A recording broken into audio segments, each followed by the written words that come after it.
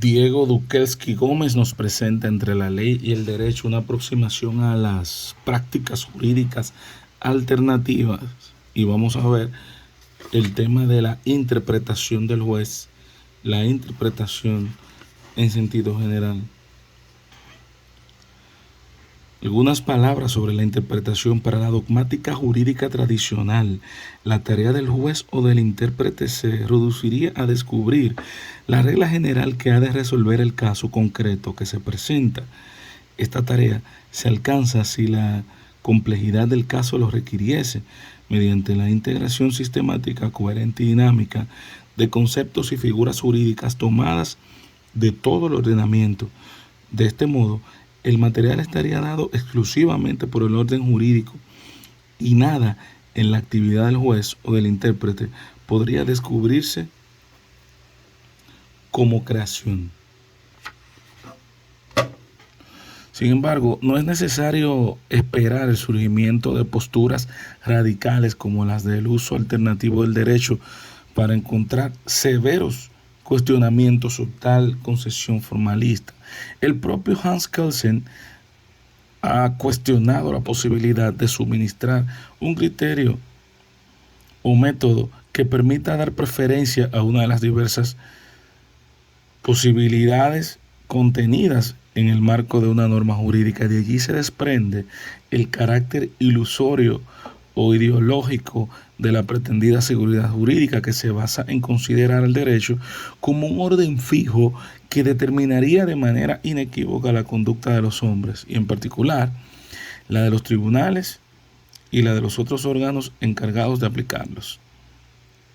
Ya en nuestra introducción señalábamos que la vieja disputa entre formalistas y realistas se encuentra actualmente superada y que en tal sentido fueron sustanciales los aportes de las corrientes hermenéuticas de quien, o como anticipáramos, Gadamer, en su referente paradigmático, vale la pena retirar la cita. Para el autor de Verdad y Método, la interpretación supone un acuerdo entre la objetividad de un texto y la subjetividad de un lector. Ambos cambian al superarse la tensión inicial. Todo acto de lectura moviliza las ideas previas, los prejuicios y preconceptos del lector, que organizan un esquema propio que no siempre es posible reducir al texto. Recordemos que la hermenéutica puede ser considerada como uno de los peldaños que a lo largo del siglo XX ha conformado la idea de Version o comprensión en la filosofía y la metodología de las ciencias sociales. Según Enrique Mari, para Gadamer, la tarea del jurista dedicado a comprender y desentrañar textos normativos no difiere, entre otras, las del teólogo, el historiador o el filólogo. Al jurista corresponde restituir a la hermenéutica histórica todo el alcance de sus problemas y por esta vía producir la vieja unidad del problema hermenéutico en la que viene a confluir estos distintos intérpretes. Por otro lado, debemos destacar el hecho de que aun cuando el intérprete viva en la idea espontánea y casi natural frente a la ley vigente, de que su sentido jurídico es unívoco, atarse al texto no significa atarse al sentido original de la norma. Al defender su opinión de que el jurista no elige su punto de mira frente al texto, sino que su lugar le está predeterminado a la manera que la perspectiva de un cuadro predetermina al ojo que lo percibe. Gadamer ofrece un argumento que abona la tesis sobre el enlace básico entre modernidad e interpretación de la ley. Un subjetivo análisis de las relaciones entre las escuelas interpretativas y los factores sociopolíticos propios de una determinada formación histórica podemos encontrarlo en un viejo artículo de Carlos Cosio, La crítica de la jurisprudencia dogmática como crítica de nuestra época. Así, por ejemplo, vemos como en Francia, a raíz de la Gran Revolución, la burguesía se posesionó del Parlamento y sus propios diputados fueron los legisladores El poder judicial, en cambio, siguió durante un tiempo bajo el poder de Ancien Régimen, razón por la cual la nueva clase triunfante corría el riesgo de ver frustradas sus reformas en dicha instancia. No ha de extrañarnos entonces, sostiene Escocio, que apareciera la escuela del empirismo exegético, para la cual todos los secretos de la ciencia del jurista se contienen en la intención psicológica del legislador. En Inglaterra, por su parte, la revolución burguesa había ocurrido 100 años antes que en Francia, pero sin disolver la estratificación nobiliaria de la sociedad y el gobierno. Agudamente señala el filósofo egológico, tan pronto como advertimos que fueron legistas burgueses quienes actuaron como jueces del reino, que entonces y a raíz de dicha revolución, tampoco es extraño que la teoría jurídica venga a decirnos aquí que todos los secretos de la ciencia del jurista se contienen en el precedente.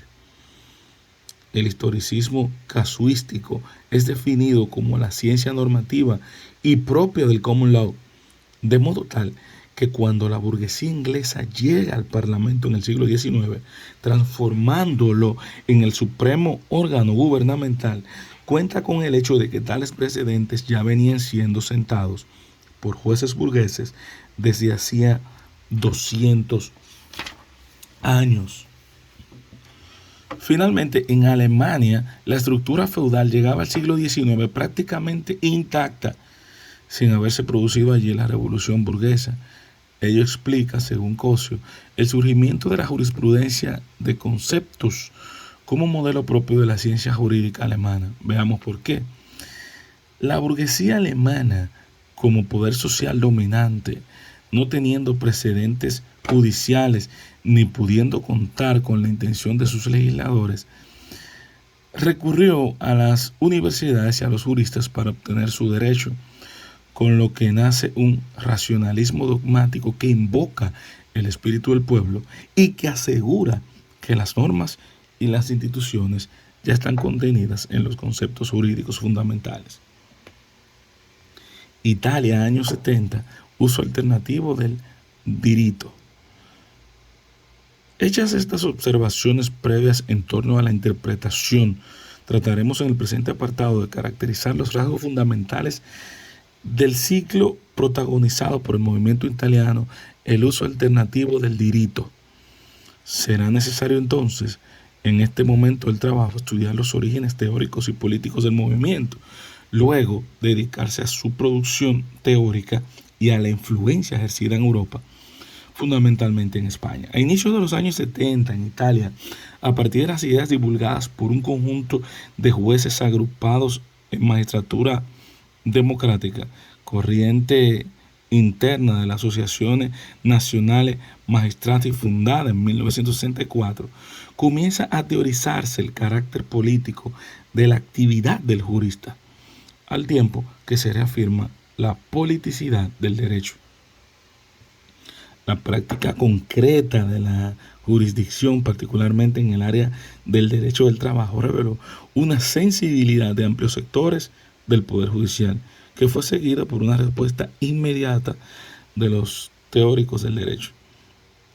En dicho contexto, se desarrolló en Catania los días 15 al 17 de mayo de 1972 una reunión clave organizada por el Departamento Jurídico de la Facultad de Ciencias Políticas. De ella surgieron los materiales que luego se conocieron en 2 volúmenes titulados El uso alternativo del distrito. Los mismos fueron a su vez traducidos al castellano por Juan Ramón Capella y editados por la editora Fontamara en Barcelona en 1977. Entre los prestigiosos integrantes de este movimiento destacan autores como Pietro Barcellona, Luigi Ferrajoli, Giuseppe Coturi, Salvatore Senesi, Vincenzo Acatati, Domenico Pulitano, Francesco Misiani, etc. A pesar de sus particularidades, dichos autores coinciden en constatar que el sistema jurídico no es un conjunto compacto de normas, sino una entidad discontinua y llena de grietas. la tarea que consiste en la determinación y constitución de sentidos ya no será entonces considerada técnica sino axiológica, valorativa, teleológica, de allí que puedan cumplirse con la finalidad de preservar el status quo existente o en cambio con la intención de favorecer los intereses de las clases subordinadas al facilitar la ampliación de la ciudadanía de luchar contra la explotación. El trabajo de subsunción del hecho en la norma no es científico ni lógico. En este método sostienen hay una grave deformación en cuanto que la norma se convierte en lo relevante, mientras que lo ideal, las determinaciones socioeconómicas resulta irrelevante. Nicolás López Calera destaca que la jurisprudencia alternativa rechaza esta primacía de la norma como criterio primario de conocimiento de la realidad y trata de cambiar estas relaciones norma-hecho y sacar de las normas jurídicas los criterios de valoración prácticamente relevantes, es decir, realmente progresivos para la liberación de la clase obrera. En síntesis, puede entenderse por uso alternativo el derecho a la propuesta, tanto de carácter práctico como teórico, de utilizar y consolidar el derecho y los instrumentos jurídicos en una dirección emancipadora. Implica de este modo la toma de conciencia de la función política del derecho, de su interdependencia con las relaciones sociales, económicas y políticas, y conforme a la interpretación de Modesto Saavedra, su idoneidad como factor de cambio social. ¿Qué te ha parecido Entre la ley y el derecho, el libro de Diego Duquelqui Gómez? Es una aproximación a las prácticas jurídicas alternativas. Hablamos de la interpretación. ¿Y qué piensas de las actividades que tienen los jueces, el compromiso de los abogados, el desarrollo de las leyes y su interpretación estricta? Gracias por acompañarnos. Elín Sepúlveda es mi nombre. Sígueme en todas las redes sociales para que veas estos videos, resúmenes como estos. Nos vemos en el próximo libro. Te mando un abrazo. Recuerda que los libros te educan.